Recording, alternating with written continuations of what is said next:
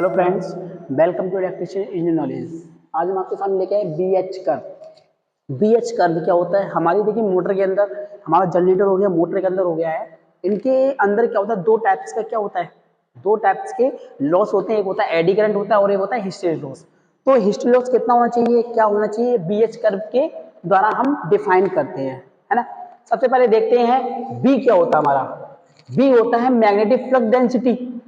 Magnetic flux density, चुंबकीय flux घनत्व बोलते हैं इसको। और एच हमारे पास का है इंटेंसिटी ऑफ मैग्नेटिक फील्ड, चुंबक क्षेत्र की तीव्रता। इसके बीच में हमने हिस्टेरिस लॉस को डिफाइन किया है। मतलब बता रहे हैं कि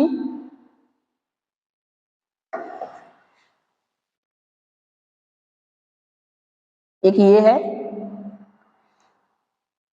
और एक ये है, ठीक है। ये हमारा क्या था? ये बी है, ये बी है, मगर कैसा ये कि पॉजिटिव है, ये निगेटिव है। ये क्या हमारे पास एच है, कैसा है, पॉजिटिव, सॉरी निगेटिव। और ये जो हमारा पास एच है वो है पॉजिटिव। बी क्या है? Magnetic flux density. एच क्या है हमारे पास?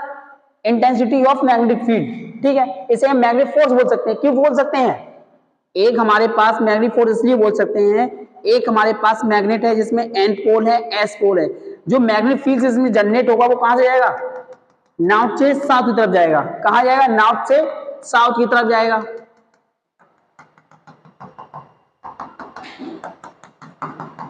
देखिए नॉर्थ से साउथ की तरफ जा रहा है। ये क्या हमारे मैग्नेटिक फील्ड है हमारे पास। अब क्या करते हैं, एक आयरन का पीस लेके आते हैं हम, इसकी तरफ हम इसके नजदीक लेके आते हैं, इसके क्लोज लेके आते हैं।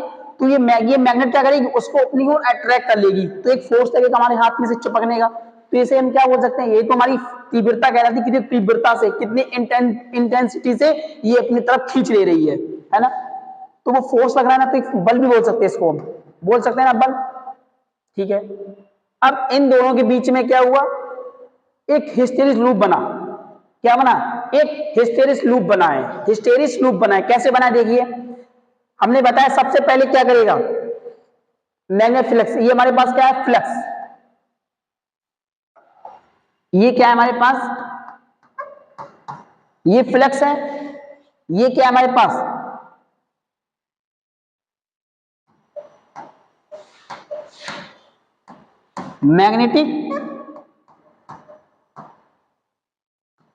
Magnetic force.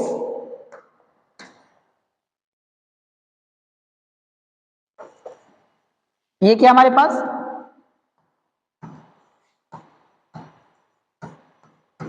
मैग्नेटिक, जिसे कहते हैं चुंबकीय बल। ये हमारे फ्लक्स है। अब ये दर्शाया कि मैग्नेटिक फोर्स कितना हम मैग्नेट को बढ़ा रहे हैं और हमारा कितना फ्लक्स बढ़ रहा है इसके अंदर से, ये देखेंगे। देखिए सबसे पहले हमने क्या, ये करंट देना स्टार्ट किया, इसमें इस मोटर में करंट देना यस किया, तो हमारा फ्लक्स स्टार्ट होने, फ्लक्स बढ़ने लगेगा, फ्लक्स बढ़ने लगेगा। मगर एक सैचुरेशन पॉइंट आएगा। ये हमारे पास क्या है? सैचुरेशन पॉइंट है। इस सैचुरेशन पॉइंट के बाद क्या होगा? ये सैचुरेशन पॉइंट है। इस सैचुरेशन पॉइंट के बाद हमारा फ्लक्स बढ़ना बंद हो जाएगा। अगर आप एक मैग्नेटिक फोर्स लगा रहे हो, एक इंटेंसिटी ऑफ मैग्नेटिक फील्ड बढ़ा रहे हो, तो एक स्ट्रेट लाइन में चला जाएगा। कैसी लाइन चला जाएगा? स्ट्रेट लाइन में चला जाएगा, ऐसा जाएगा, ना कि ऐसे नहीं जाएगा। क्यों नहीं जाएगा? क्यों नहीं जाएगा? हमारा फ्लक्स बढ़ना बंद हो जाएगा। हमारा फ्लक्स जो है वो अब बंद हो जाएगा, क्योंकि एक सैचुरेशन पॉइंट आ गया इसका। क्या आ गया? ये एक सैचुरेशन पॉइंट है इसका। इसके बाद फ्लक्स नहीं बढ़ेगा। अगर हमारे चुंबक क्षेत्र की तीव्रता बढ़ रही है, इंटेंसिटी ऑफ मैग्नेटिक फील्ड बढ़ रहा है, तो वो स्ट्रेट लाइन में चला जाएगा। आइए आपको यहां तक समझ में आया होगा। ये क्या हुआ? मैग्नेटाइज होगा, मैग्नेट हुआ ये।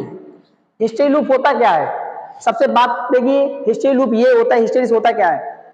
किसी चीज को पीछे रह जाना, किसी चीज का पीछे रह जाना, मतलब कि मैग्नेटाइज करेगा फिर डीमैग्नेटाइज करेगा। तो एक बार क्या करेगा? मैग्नेटाइज करेगा फिर डीमैग्नेटाइज, इसे हम कहते हैं हिस्टेरिस लॉस होते हैं उसमें। देखिए मैग्नेटाइज हो गया, ये यहां तक आया, ये सैचुरेशन पॉइंट है हमारे पास। ये क्या है? सैचुरेशन पॉइंट है। इस पॉइंट के बाद फ्लक्स बनना बंद हो जाएगा। अब ये मैग्नेटाइज हो गया, अब ये करेगा डीमैग्नेटाइज। ये हुआ, ये मान लीजिए आप ए, ये मान लीजिए बी। उसके बाद क्या कहेंगे, नेगेटिव में चला जाएगा, ये वैल्यू कहां जाएगी हमारी, नेगेटिव में। मगर एक सैचुरेशन पॉइंट आएगा यहां भी सैचुरेशन पॉइंट हो गया। अब ये क्या करेगा, मैग्नेटाइज हो गया, देखिए ये हो गया मैग्नेटाइज, है ना।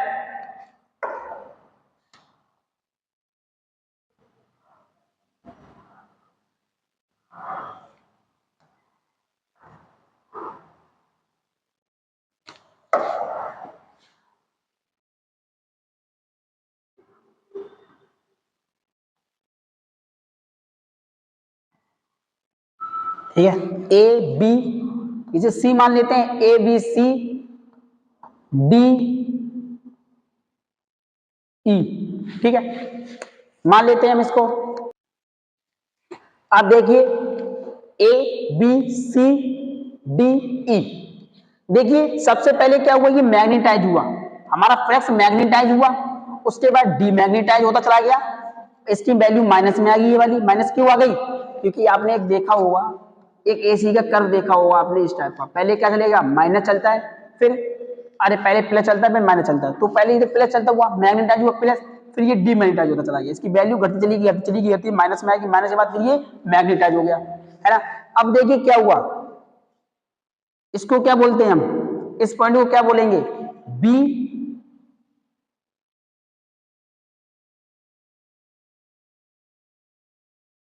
सी, इसको बोलते सी, इसको बोल दो आप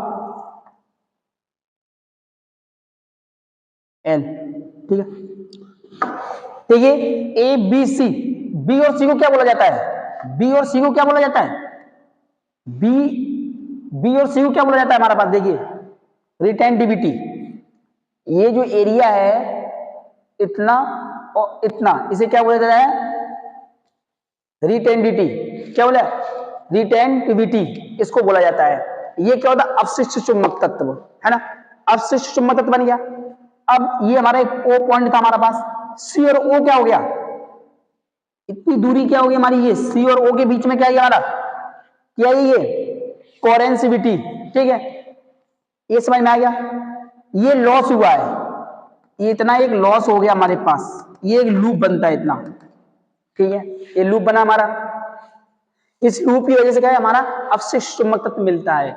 ये लूप जो होना चाहिए वो कम होना चाहिए, इसका जो वो क्या कहते हैं, इसका ये व्यास है, इसका जो इतना एरिया है वो कम होना चाहिए, जितना एरिया कम होगा उतना क्या होता है, हिस्टेरिसीस कम होगा, है ना।